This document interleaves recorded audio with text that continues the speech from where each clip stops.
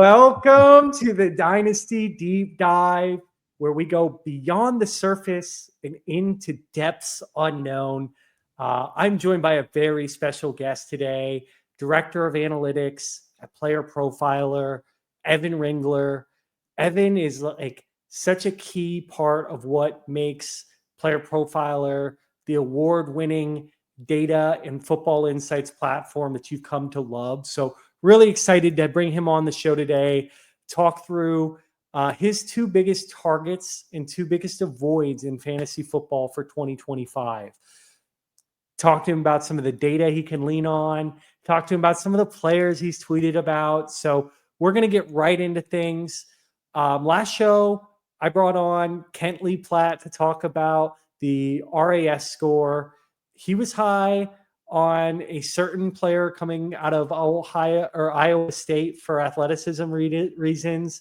I know you like this guy as well. Can you talk to me through some of the analytics that you've gathered on Jayden Higgins?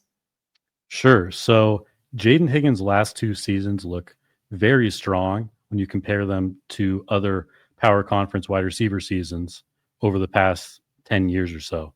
Since 2015, there have been 312 of these seasons with 400 or more routes.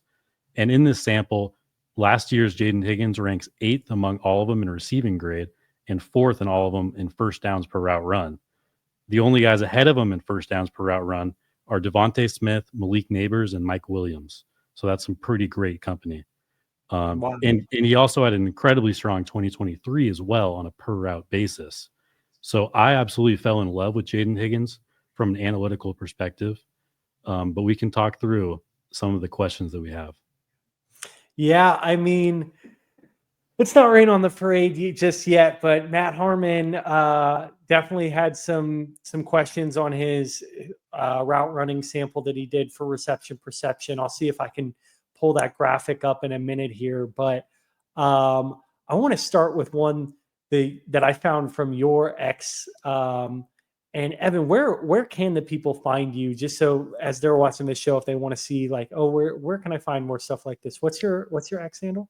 Yeah, so I post a little bit on Twitter. It's kind of sparse, but it's good stuff when it comes. I like to provide statistical nuggets on there at Evan Ringler FF. Okay, very cool.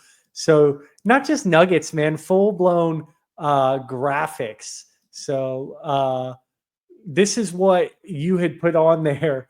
I mean, this is like pretty ballsy to just be like, hey, you know that guy that you all obsess about, Ted McMillan? Like, check out my boy Jayden Higgins. He's doing some pretty cool stuff. So can you talk to me about kind of what you see here in terms of what the numbers are telling you and if it is a realistic comp? Yeah, so this graphic kind of tells us that on a per route basis, Jayden Higgins and Ted McMillan are very similar in terms of yards, targets, first downs, and receiving grade. You'll also see very similar in terms of ADOT slot rate and contested catch percentage. But the one significant difference is missed tackles forced, where T-Mac is significantly higher than Higgins. And I think they are also comparable in terms of size and play style to a degree, although McMillan is the better prospect in terms of route running and yards after the catch ability for sure. I do love both of them in terms of their hands, though. That really sticks out to me on Higgins especially. Yeah, sticky hands. I've seen that as well. To your point, that's a pretty significant difference in missed tackles force per reception, isn't it, relative to like what you'd see from other players? Yeah, so to provide a little bit of context, we have Higgins at 0.179, Tetz at 0.241. Luther Burden is all the way up at 0.34 per reception, which is nutty. Wow. One of the best ever. And then we can also compare it to Higgins' teammate, Jaylin Noel, who is actually all the way down at 0.048, which is crazy bad. And especially for a slot-only player, not exactly what you want to see. Although the other metrics are somewhat good, that one is very concerning for me. Yeah, that's a really good point. I had seen this, and my eyes always go to the top of the chart, right? Like yards per route run, targets per route run. Like these are very indicative of being target earning players. First downs per route run, I think is Ryan Heath had a great nugget on that is like one of the most predictive Right. stats in terms of fantasy football production at the wide receiver position. So I kind of just looked at all of this, was like, yeah, it looks solid. But the missed tackles force for Jaylin Noel, that is a little concerning, isn't it? It is. I was absolutely shocked to see that, because I like Noel for the most part as a prospect, but I don't really know how you get over that for a player that is primarily a slot guy. Right. Well, very cool, man. I think the last slide I had for these two, which Evan didn't cook this one up, but I figured again we get beyond the surface level BS on this show. We get into the weeds. This was another cool one that I found from Jacob Gibbs. Shout out to him. Kind of dug into what these two look like statistically when the other's off the field, right? Because everyone can agree these are two of the better wide receivers in the class, guys who have solid metrics in terms of their ability to earn targets. And I mean, some of these numbers are bonkers, right? Almost 40% of 38.8% of targets per route run for Jayden Higgins when Jaylin Noel's off the field, and 31% for Noel when Higgins is off the field. That first down percentage, again, this is all kind of anecdotal data, but Jaylin Noel only 6.8% there. Is that below a threshold we'd want to see regardless, right? Even For if sure. Jayden Higgins is on the field. For sure. Yeah. Like the thing is, this is a small sample. It's around 80 routes. So don't want to draw too many conclusions. And if you look at the full sample, Noel's first downs per route run wasn't horrible, but it also wasn't good.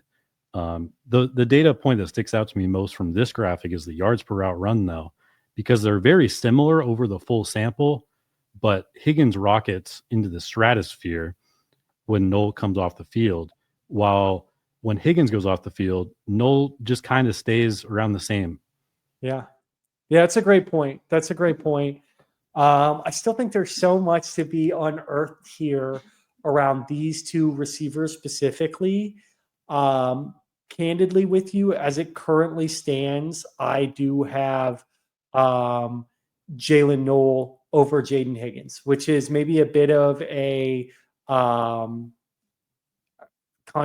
don't think everybody's on that same bandwagon as me, but I do think that Jaylin Noel just has I interviewed him at the combine, and I asked him, what is the trait that coaches are going to love about you?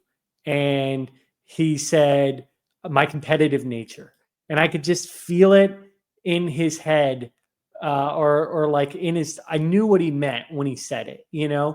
and I think like that's the type of guy that coaches are going to absolutely love. And I just, when I saw Jayden Higgins, I didn't even try and ask him a question. He was just like had his jacket on, just chilling. And I was like, oh, that guy is real. Like, it was before measurements. I'm like, there's no way he's 6'4". Like, there's no way he's a beast. And he definitely surprised everyone at the combine. But there's just something about Jaylin Noel being a little undersized, being scrappy, having a lot of dog in him, that just something about it. I think he's going to be successful at the next level by hook or by crook. Let's get to kind of the meat and potatoes here. Let's add this to the screen. This is pretty rough. Yeah. Jayden Higgins, success by route run. I mean, we have essentially had to rip up the whole show sheet today because, Evan's coming in with this he's as good as Tet propaganda. We were excited about this guy, and Matt Harmon himself will say these are not end all be all. My charts get overvalued by the community, but I mean, you never want to see this much red, just point blank period, right? And Matt Harmon's someone I respect tremendously. And to be honest, this was the one knock I had in Higgins' film, was that he didn't seem like the most elite separator, right? From getting open consistently, just creating a ton of space in his routes, solid at contested catches, but I think there's work to do as a separator. I think Jaylin Noel has that better separation, better route running in his bag, which I think is a more translatable skill in the NFL. So any thoughts from you on this, Evan? Well, I pretty much totally agree with you.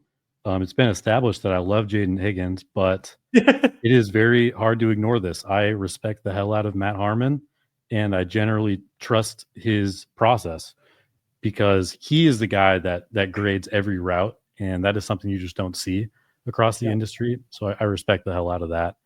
And this is very concerning for me. The whole profile that Matt wrote was comping Jayden Higgins to Keon Coleman in a lot of ways, as a guy that might excel more as a big slot player rather than a traditional X. So hopefully that we can somehow see that usage, but I would say that it's kind of doubtful that we do, just because of his size and his reputation as an X. That kind of happened to Keon Coleman as well, where he was only running like streaks and comebacks last year. And if that happened for Jayden Higgins, it would be potentially disastrous. So this really killed my vibe. Yeah, no, it's a great point, because we wouldn't be doing Matt right if we didn't give, he'll always say it's not just the chart, right?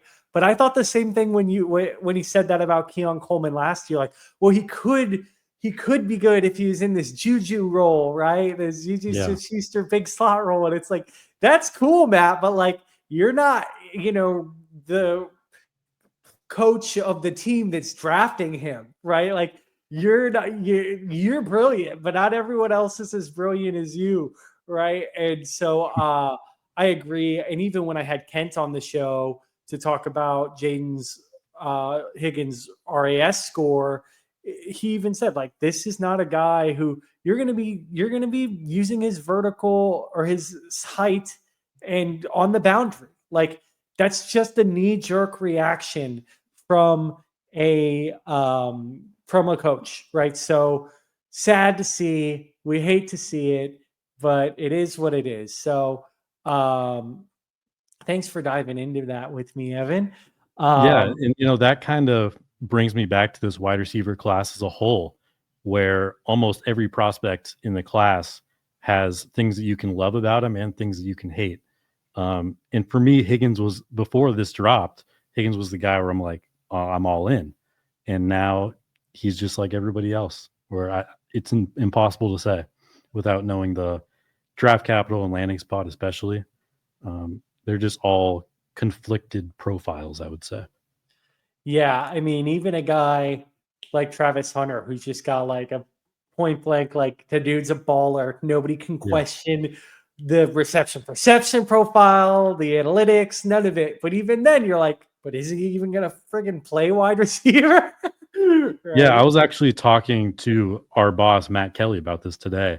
I think that Travis Hunter's dynasty stock has risen substantially over the past couple months, as we've just learned more about how this draft is likely to play out at the top. The three most likely landing spots at the moment are the Browns, where he would play wide receiver, maybe a little bit of corner, but mostly wide receiver, and the Patriots, where he would unquestionably be a full-time receiver and absolutely smash with Drake May. And then the third one is more up in the air, which is the Giants. We don't know how he would be used there. It would probably be mostly corner, I would think, but it's really tough to say.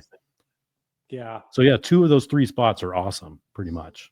Sounds like you don't think he makes it to Jacksonville at pick 5. You very unlikely. No. I don't know why he would. I mean, people like to throw around the word generational, but this guy is literally generational. So I couldn't agree more, man. And he's a guy who, like, I'd gladly be on the wrong side. Like, if I get burned because I thought Travis Hunter could be a game breaker, then I'll live with it, you know, like, and I'll be happy to be like, oopsies, I missed on that guy, I guess. Like,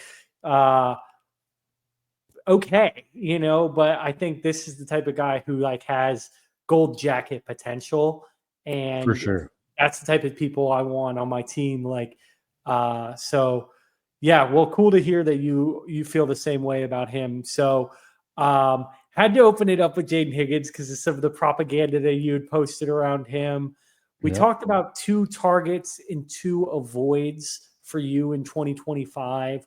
Little caveat for the listeners. Yes, this is a dynasty based show, but Evan and I had talked about before the show, like, he's talking about targeting these guys and avoiding these guys in 2025. And that certainly has implications in dynasty, right? If these guys are over or underpriced right now, maybe you sell them, maybe you avoid them, you know, because you kind of put it so eloquently, like, dynasty is great, but the most important thing is what they're going to do for me next year, right? Absolutely. I mean, and over the past couple of years, there's been a big shift towards a lot of dynasty players becoming more redraft focused. So I think that plays right into this conversation we're having. That's kind of how the dynasty community is already acting as a whole. Yeah. So kick me off. Give me one player that you're targeting in 2025, or I guess it's not one Well, player. yeah, I'm going to Fits, cheat and give you 4 players. okay. And this is going to be all elite quarterbacks. Those elite quarterbacks right now are Josh Allen, Lamar Jackson, Jaden Daniels, and Jalen Hurts. Right now, I believe they're all being drafted around too late on Underdog. The floor and ceiling combo is just too good to pass up. Right now, all 4 of these next players I list are going before these quarterbacks. Tyreek Hill, Garrett Wilson, Breece Hall, Marvin Harrison Jr. All of those guys have significant questions about their profile, and I would easily take an elite quarterback over any of them. Speaking of Marv, we'll get to him a little later. So help me out real quick. People will tell me I'm crazy if I don't stack Joe Burrow in best ball. I'm like, dude, the guy scores like 30 points a game. I don't know what's wrong with drafting him like below all those, after all those guys ADP. He doesn't make the tier for you? So initially, in my first round of projections this year, we didn't know if T. Higgins was going to be a Bengal. We thought probably, but traditionally, a pocket passer that's going in like round 5, round 6 is not somebody you want to target. But the way that this offseason is gone, I really don't have any doubts. So I am very comfortable drafting him at that range, but his lack of mobility puts him in the tier below, I think, although he's in that tier by himself. And, if he finished as the quarterback 2 overall, I wouldn't be shocked at all. Okay. Yeah. I mean, to your point, that's kind of someone we were getting in a pissing match on X, somebody telling me that I need to go draft Aaron Rodgers as a QB1 if he goes to the Giants. And I'm just like, dude, like, the upside's not there. He doesn't fucking have legs anymore. Right. And he's like, oh, like, little do you remember, like, him winning MVP back in like 2021 or whatever. And I'm He like, hasn't been you're good right. in 3 years. Yeah, like, you're right. I literally don't remember that. But like, I said to the person back, I said, look, I'm targeting passing quarterbacks if I think they're going to hit 5,000 yards and 40 plus touchdowns, like, Right. with their eyes closed. And that's kind of how I feel about Joe Burrow. Like, that's the only one. That's the only pocket passer. Yeah. Okay. Well, glad you share that same sentiment. You are Jayden Daniels, one of those guys you mentioned. Second overall pick last year out of LSU. I think he feels older than this because he was throwing passes to Brandon Ayuk at Arizona State, but he's 24 years old. Got a long career ahead of him. I love the best comparable player feature on this site.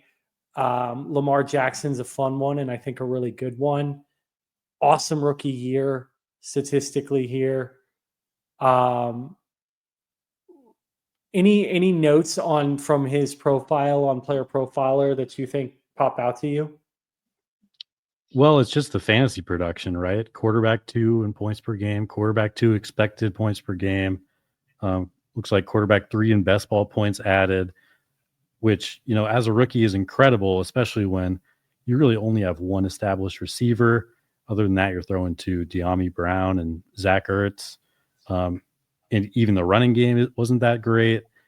He's really just doing this by himself, which is the most impressive part to me. And now they add Deebo Samuel, and hopefully they have another addition or two coming too.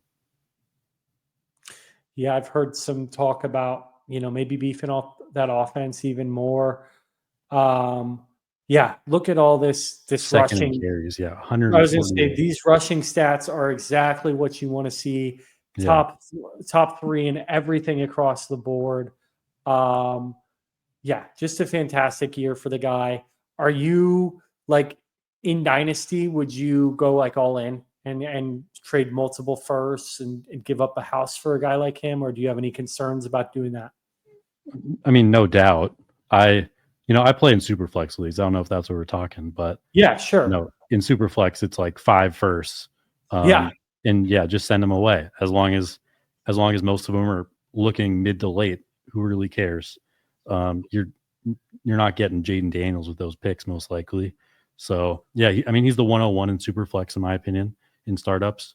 Wow. It's him or Josh Allen, I'd say, but Yeah. Jayden Daniels is a few years younger, so yeah, he's got youth on his side, right? Well, interesting. Thanks for digging in with me on him a little bit. Let's keep it rolling. Your next player who you've got, I like. This might be one of my favorite players of all time. So I hope you're right. But talk to me who else you're targeting in 2025. All right, my next target is Alvin Kamara. Kamara is currently being drafted the 5-6 turn on Underdog. I have him as a round 4 pick in my rankings. Wow. Last year, he was the RB5 in points per game, first in expected points per game. This is PPR, so a little different than Underdog, which is half PPR. He was first in target share by a giant margin, all the way up at like 22%, which is absolutely ridiculous for a running back. And he was second in weighted opportunities. So the volume is just incredible on his side. Now, Kamara doesn't have the same juice he once had, but his efficiency is still decent enough.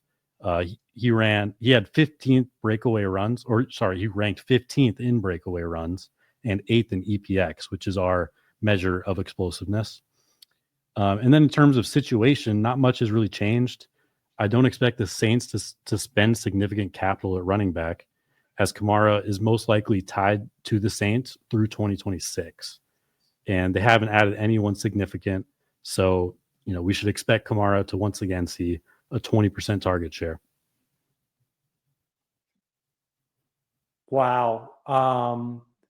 Dude, music to my ears. Like, I think my one concern is them adding a back in the draft, right? Like, I've seen some mocks with Genty going to the Saints. He's had a meeting with the Saints.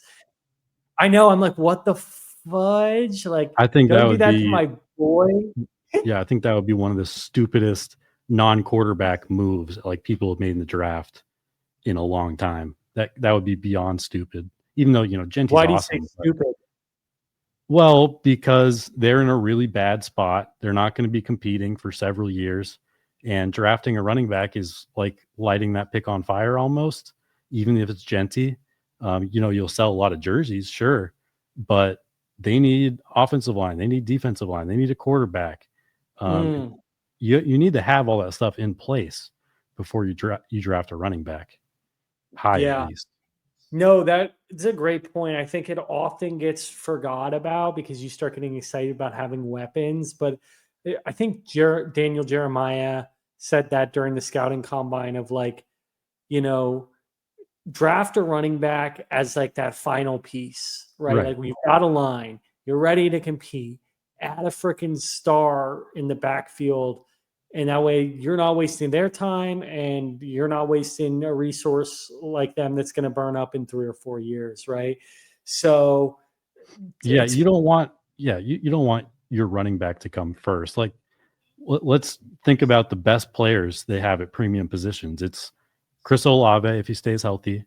I don't know, Chase Young, who is mid at best. Anybody else on defensive line? Not really. I mean, Brian Bresee is fine. And yeah, that's about all we got. this team is in really rough shape, not just from a contract perspective, but from a talent perspective. And they're like the oldest team in the league. So it would just be really, really dumb. Yeah, I think common sense isn't always all that common though, right? But I think when you lay it out like that, it is a pretty cut and dry argument that, hey, you got to build this thing back up, right? Like, don't go for the sexy pick, right? Like, you got to go for someone who's going to build your team in the trenches. I loved some of what you just highlighted with him statistically. To your point, 5th in points per game last year, 8th in explosive plays. This was pretty interesting to me. Like, for a guy who missed games, how many games did he play? 14. So he missed 3 games last year. Still 2nd in weighted opportunities, 1st in targets. That passing game work was just insane. Right. And he's a guy who has always been one of my favorite players to watch. I think in the last few years, the yards per carry has been kind of ugly. So I'd love, to your point, address that. Get him a better offensive line. The guy can do better than that when he's got solid protection or solid run blocking in front of him. So, have you always liked Kamara a lot, or is this something where you're just kind of feeling it this year for him? Yeah. I mean, I've always loved watching him. And it's interesting we brought up Genty because I think they're very similar in terms of this incredible contact balance where you just can't tackle him. That's always been my favorite part about Kamara's game. Although I do have some disdain because I played against him in that championship week in 2020. So 6 touchdowns, right? Yeah. Yeah, I had him on my team that week. So like that was to your point. That'll either good for you for like still not being bitter, because like I know that I was bitter for a couple of years. Well, cool. Speaking of Ashton Genty and Jayden Higgins and all the rookies we talked about, we're going to run a quick promo on some of the coolest rookie stuff you can imagine. Rookie. It's all about rookie talk in fantasy football right now. So why not go use all that knowledge to do something other than a mock draft? Chris Jimino won $8,000 with just 2 teams last year, and each draft took 5 minutes. That's pretty good ROI. You can start doing rookie drafts for money today on Fast Draft. The Origins tournament is live. It is the place to go and monetize your knowledge of rookies and use your favorite player profiler host promo code for a $25 deposit match. Now let's go start drafting faster. I'm going to have to do an episode of like my top exposures. I've tried to keep it pretty diverse. I see some people going over like 60% ownership on some of their rookies. I think my highest is around like 35 something percent like that. But if you haven't played Origins, I suggest you give it a shot. It is so fun. Rookies only best ball draft. If you like Jayden Higgins, go plant your flag. If you like Travis Hunter, he's going at like pick 12 on there right now. I think we've got 75 max entries in that tournament, and I'm over 50. I'm going to max out before the draft. It closes during the NFL draft, which I was a little like shaky about at first. I was like, oh, I'd rather draft after, but I think we're going to do a tournament after the draft. Yeah. So I'm like, oh, that's perfect. Okay. Like I'm going to plant my flags now before the draft, and then I'll plant my flags again after the draft. But I like this part better because like, it's so fun being right about like you add, people that are falling into the end of these drafts. So you're like, this guy's going to get drafted in the 3rd or 4th round in the NFL, and nobody's drafting him in rookie drafts. Like, wait till you see that he goes in the 3rd to a team who needs a player like that. The ADP is going to change drastically, right? So it's a lot of fun to do deep dives on these rookies now, draft these teams now, and then kind of victory lap before the season starts, just after the draft capital comes in, from the NFL draft. So. Yeah, and there's a lot of value to be had on the board right now. And I would argue that it's the best way to prepare for your dynasty rookie drafts, just because there's real money in them. It's not just some random mock with people you don't know. It's real money. You're putting $5 in, and you have a chance to, win $5,000 like Chris did last year. Yeah. Dude, I agree. I think that might be one of the most valuable things that come out of that is the ADP and the data, because it's real, right? Everybody doing sleeper mocks the past few years, things like that, just kind of huffing and puffing what ADP is. But there's never been money on the line. And now there is for rookie drafts. So cool. So, all right, we're going to get to the 2 players that Evan thinks you should avoid in 2025. Let's take like 5 more minutes and have a little more fun on some of the deep dives that Evan's done with this rookie class. So, Evan, I'm sharing a chart you posted, I believe, during the combine. I mean, it was so cool. Like, we're still figuring out these official 40 times, and you're already calculating speed scores for the entire class. So, talk to me about what sticks out on this chart, and talk for like viewers. Tell them just a little bit about what the speed score is. Yeah, so speed score is essentially just weight adjusted 40 time. So basically, if you're heavier and you run the same speed as somebody who's lighter, then the heavier person, that should be more impressive. So they'll have a higher speed score. And the main thing that sticks out to me is just how athletic this class is. And we saw the same thing at running back as well. Athletes just get a lot more athletic over time, so we shouldn't be surprised. But out of this sample, 30 of the 39 receivers were ahead of the 50th percentile, which is average. So almost all of them are above average, which is insane. And then, the one player that really sticks out is Tez Johnson down in the 2nd percentile. Wild. I when you posted this, I think that was your kind of one note to it. You said Tez Johnson in the 2nd percentile. I was like, man, I mean, nobody liked the 40 time. We knew it was bad at that size, but I think the speed score puts it into perfect context of just how bad it was. It's like, dude, you better be running a 4. I wonder what he would have had to have run to get like a 90th percentile speed score with how light he weighs, like a freaking 4.1. Yeah, it'll probably have to break the record, to be honest. Yeah. Actually, I don't even know if that would do it. We can pull up Worthy from last year. Oh yeah, that's a good point. His speed score was in the 77th percentile, right? Despite breaking the record. Right. So yeah. I wonder what Desmond Watson's speed score was. That is a real sicko question right there. The boy, because did you see all that? Like, people were like, "Man, this is like a wide receiver running a 3-second 40." People were using those like weight classes to make analogies how fast he was. Well, we'll have that data coming for you straight from Player Profiler. To anything else, like you mentioned something on your X account about Tez Johnson and his, I believe, his ADOT. Anything else fun to talk through around Tez Johnson? Yeah. So here's the ADOT nugget I had. Since 2015, 585 wide receivers have run 600 plus routes at the FBS level. Among those 585, Tez Johnson ranks 567th in depth of target. And the best wide receivers that are somewhat near him are guys like Ray McLeod, Rondale Moore, Paris Campbell, and Kadarius Toney. And these are the best names. So that is very scary. But to shine a little bit of light on Tez, I do have a positive one as well. 705 receivers have run 500 plus total routes for a power conference team. And these are the top 5 out of 705 careers at Power 5 in first downs per route run. Number 1 is your boy Tre Harris, and the number 2 is Tez Johnson.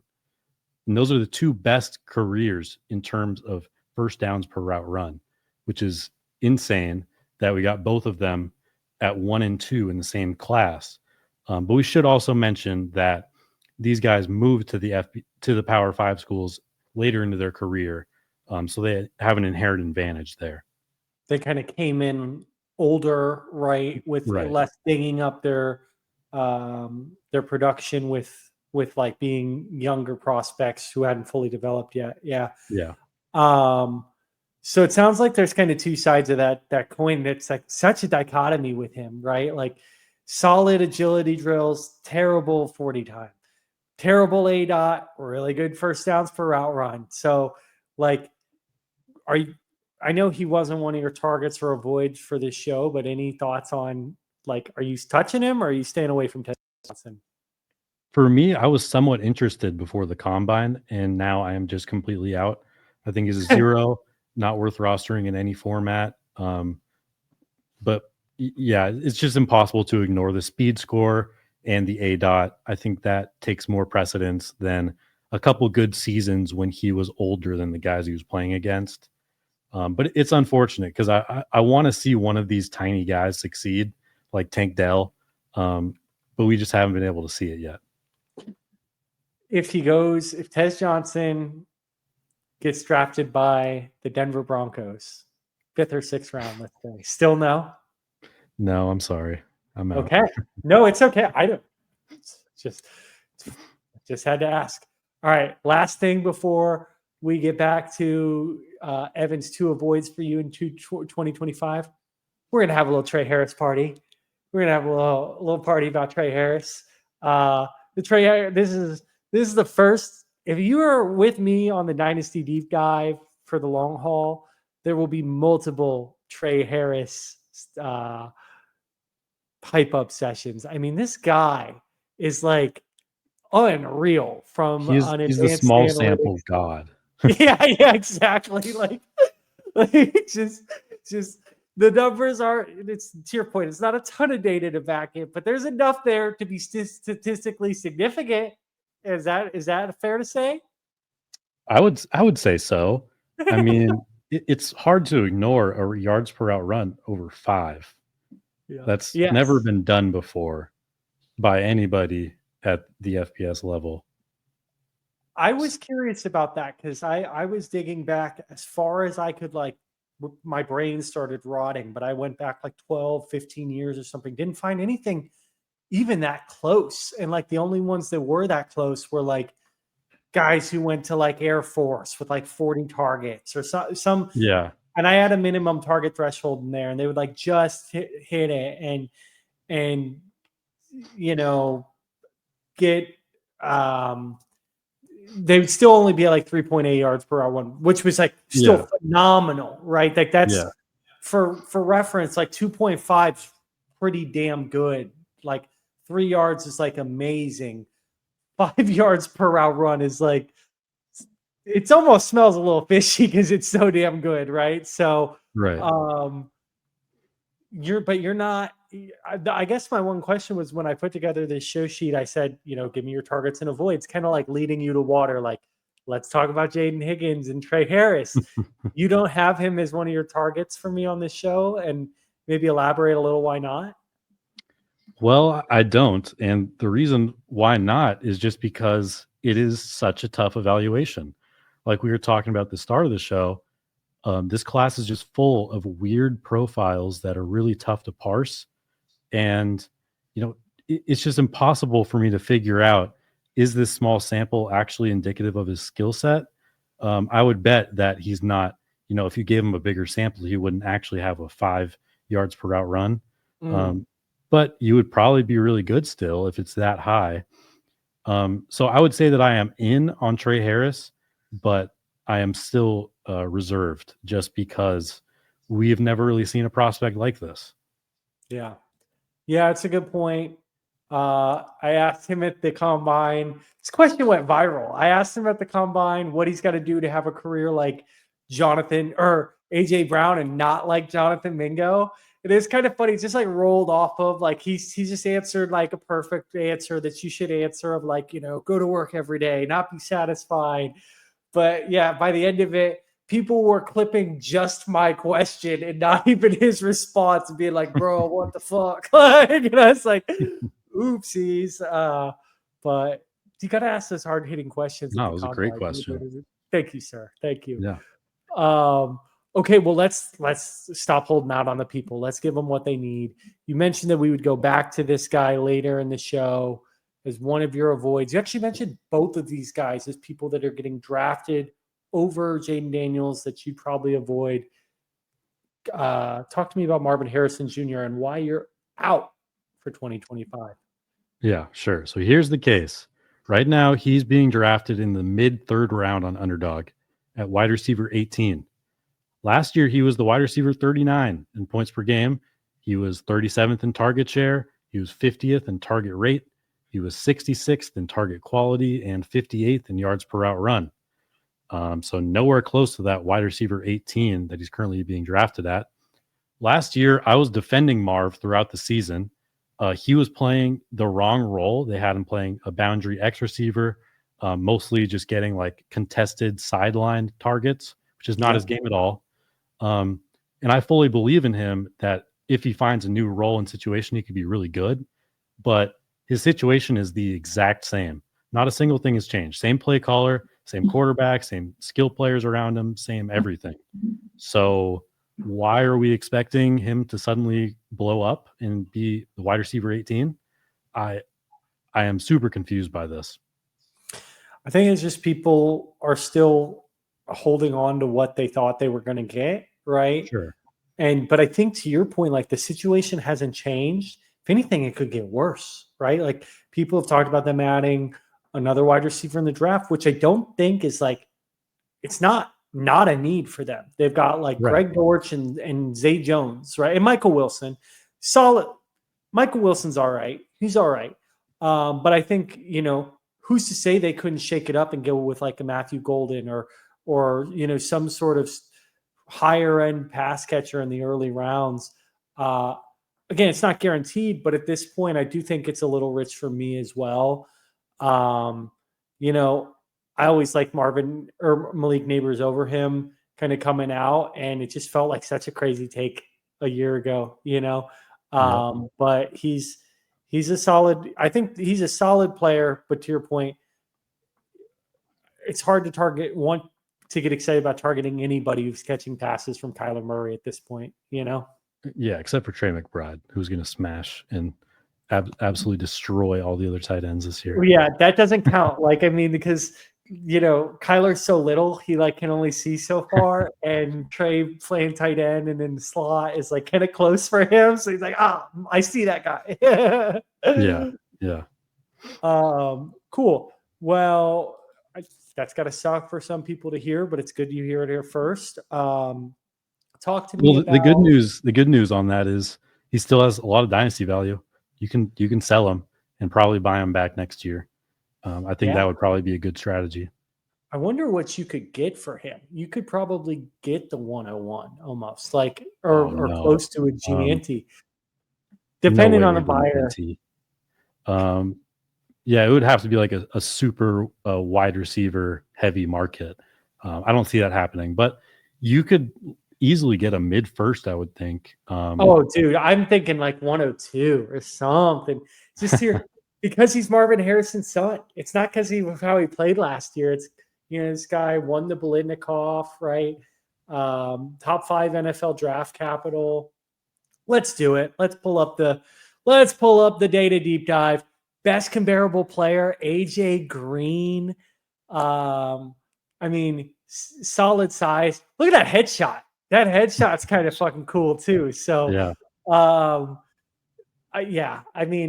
maybe I'm a little rich saying you get the 101 for him, but you miss 100% of the offers that you don't shoot out there, right? And I do think, to your point, there's just so much name value attached to a guy like him that it's worth trying to get a more than a fair return for him. And don't ask us for the reasons why, because we're not the ones high on him, but ask AI or something to give you a reason of things to hype him up to sell him, right? And lean into those, because I think they could probably make up some shit for you in terms of some reasons that you could get another prospective dynasty player to want to target him. So yeah, I think the only argument for him is purely anecdotal for the most part.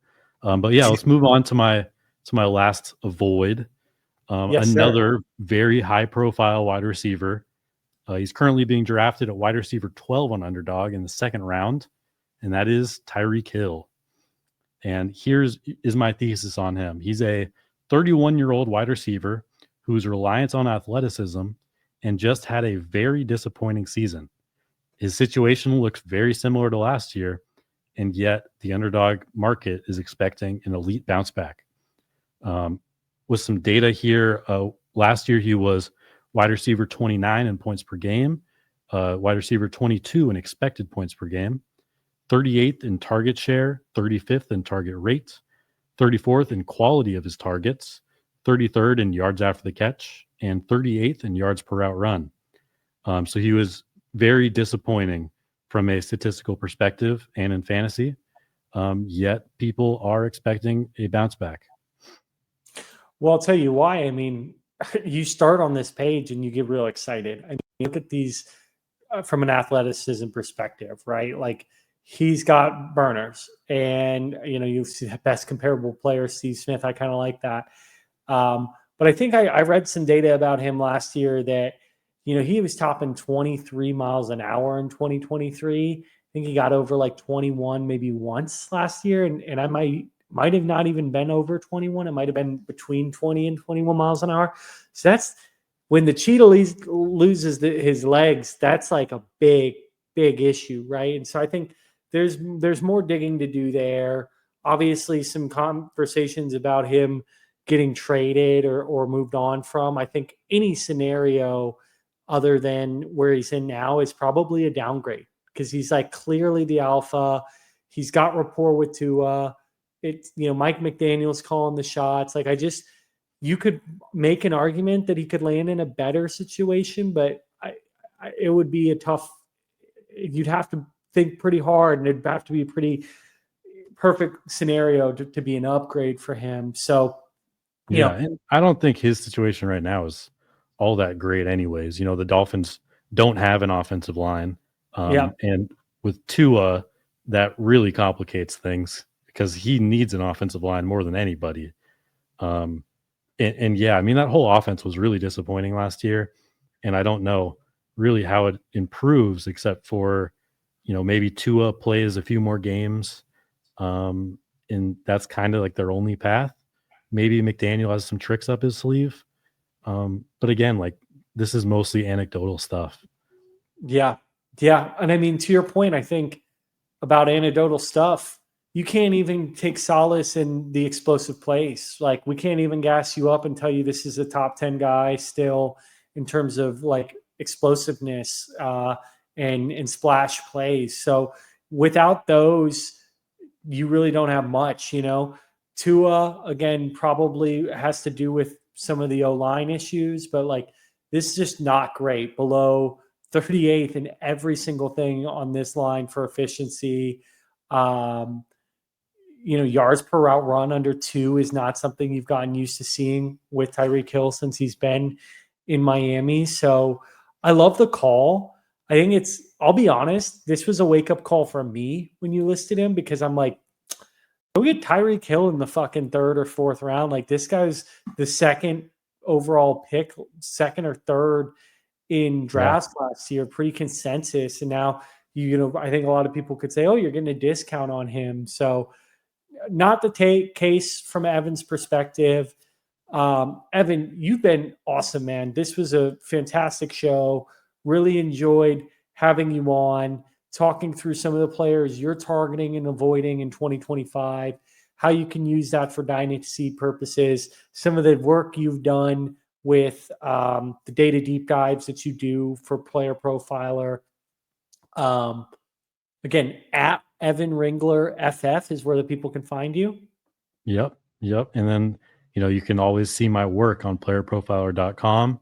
All of the analytics and all of the rankings run through me. There's a lot of other people that do great work for us. But yeah, that's where you can find all of my work. Cool, man. Well, thank you for everything you do for the Player Profiler team and for everyone who benefits from the awesome content we put together. You know what to do, guys. Thanks for watching this show. Like, comment, subscribe, comment any questions you have for Evan and I. We will answer those. And we look forward to seeing you on the next episode.